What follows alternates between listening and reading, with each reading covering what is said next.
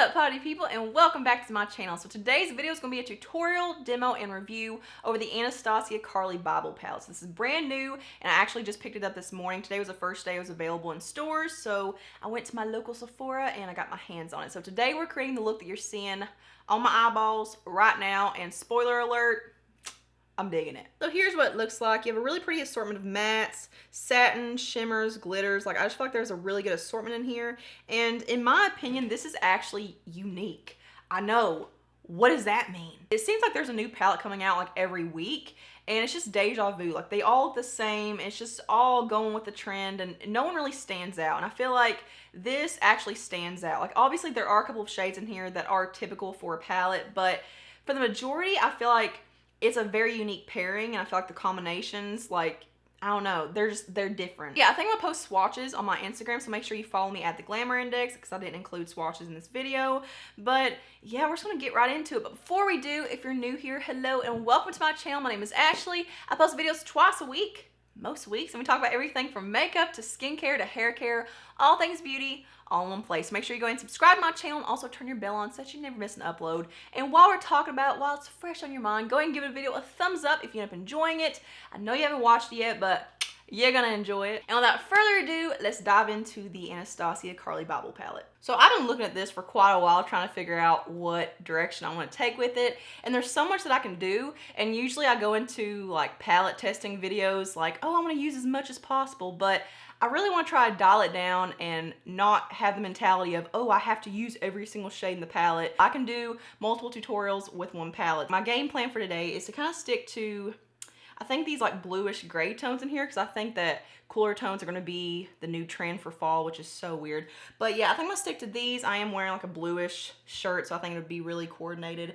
And this has a lot of reflex to it. Like, it has so many different tones and like so many different colors of glitter in there. I'm going to first go into Bare, which is a matte yellowish bone color, and I'm going to use this to set my eye primer. So I'm just going to set from my crease up to my brow bone and also my outer V. And the reason I'm not setting my eyelid is just because I'm going to be going in with the shimmer, and I want it to look as metallic and wet as possible. Okay, so now I'm going to go into Cindy, which is a matte peach, and I'm going to use that as my transition shade. I want this to be my highest peak shade, as I call it. Like, I want this to be the highest shade that you see, so I want it to be peeking out over everything else. Okay, that blended out really, really well. I'm actually surprised, because sometimes I have a problem with Anastasia shadows, but that one was really smooth, and even though it's very pigmented and there's a lot of fallout whenever you pick it up on your brush, I feel like the pigment disperses very easily, so far so good. Let's just try to go ahead and go into Stev, which is that muted kind of red shade, and I'm just going to put this in the outer V and then stream it up into the lower portion of the crease, and again keeping it lower than that peach shade. And I am going to bring it inward a little bit so that whenever I put that bluish like steel kind of color on the eyelid, you actually see this peeking through as well. Like, I don't want it to just be in the outer V. Okay, so I'm really liking that. So now I'm going to go back in and touch up with that first peach shade we used, Cindy, just because it kind of got lost a little bit. So I'm just going to go very slowly and precisely above that red. Why does this eye always look better? Okay, so now I'm gonna go into OA, which is that bluish kind of steel shade. And I don't know if you guys can see, but it has so many different reflex to it and so many different tones of glitter. It's got like red glitter, green glitter, purple, like a pink, it's like a pinkish red. Okay, that is very, very dimensional. I like the fact that like you can actually see all the different tones of glitter in there. Like, it's not just translating into like a bluish gray. Like, it's actually looking like a really pretty multi-dimensional glitter. Can you see that?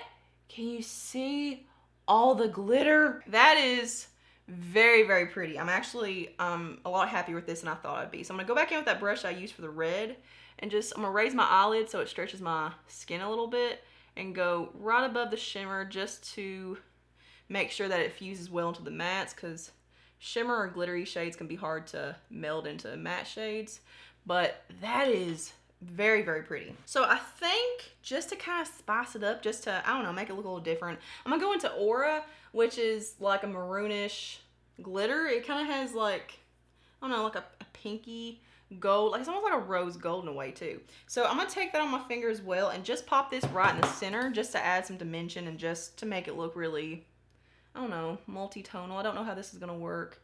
This may not look very good at all, but I'm thinking where we've got the red and then there's that reddish glitter in the blue, it may look good, but Kind of knocking out all the intensity of the blues, so just in the art of being symmetrical, I am going to have to do it on the other side too. That doesn't really look good. Rewind a little bit. I'm going to go back into OA, and I'm just going to cover that back up. Just pretend like that didn't happen. What? We didn't do that. So now I'll go back into Bare for my brow bone highlight and just kind of touch that up a little bit just to re-brighten and clean everything up. I like the fact that it looks pretty yellow in the pan, but whenever you actually put it on the skin, it looks pretty bright. So it kind of maintains a brightness without darkening or, I don't know, looking too muted. Because I really like a bright, like, brow bone highlight. Okay, so for inner corner highlight, I think I'm going to go into, I guess I'll go into Bowley. I don't know what the hell that means, but it's kind of like a satiny pinkish, like a very toned down pinkish champagne. And it looks pretty chunky. Like whenever I dig my brush into it, like you can see an underlying layer of glitter that looks very chunky and not very finely milled. So I don't know how that would work on the eyelid, like if that would actually show up, but I'm just gonna kind of put that right in the tear duct and then fuse it up into the eyelid just so it all kind of unifies and halos together. Okay, that actually looks really pretty. It did a good amount of brightness, but I think just for fun, just because this isn't really something I do a whole lot, I'm gonna pop a little bit of this right below the arch of my brow.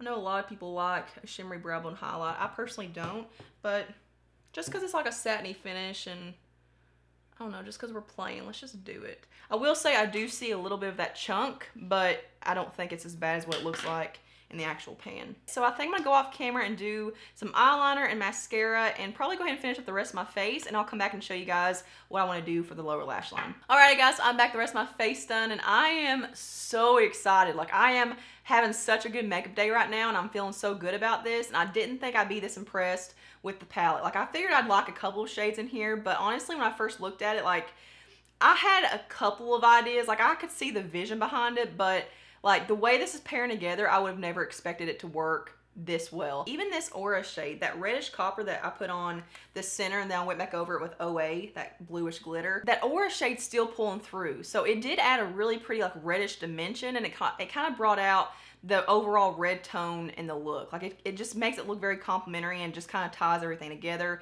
So I like it. I say do it. So moving on to the lower lash line, I'm gonna keep it pretty simple and more toned down. I'm gonna first go into Cindy, which is that peach shade that we use as our transition shade. I'm just gonna smoke it out just a little bit, but you don't have to do a whole lot. You can just keep it as tight as you want. So about like that's where I'm gonna stop. Also, if you're wondering what I'm wearing on the rest of my face, I will have everything linked below because I'm digging this look today. Like not to be cocky or anything, but good makeup days are few and far between. And I'm gonna go in with a smaller brush and keep it a little more high and tight. So I'm gonna go into Stev, which is that reddish color. I'm just gonna keep this right at the lashes. I'm not gonna smoke it out.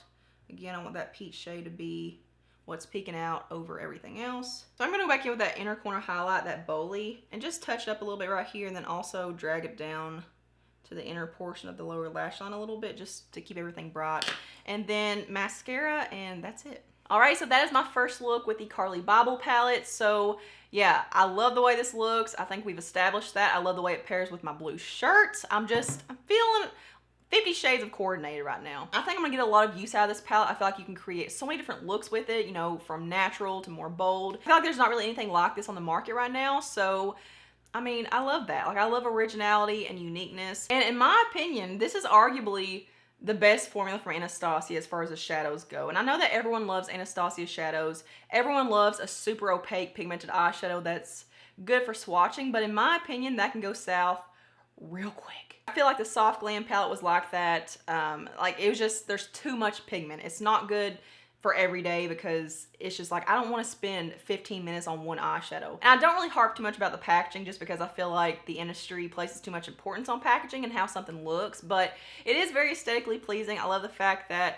it's not that nasty cloth felt like the Modern Renaissance and the Norvina and Soft Glam.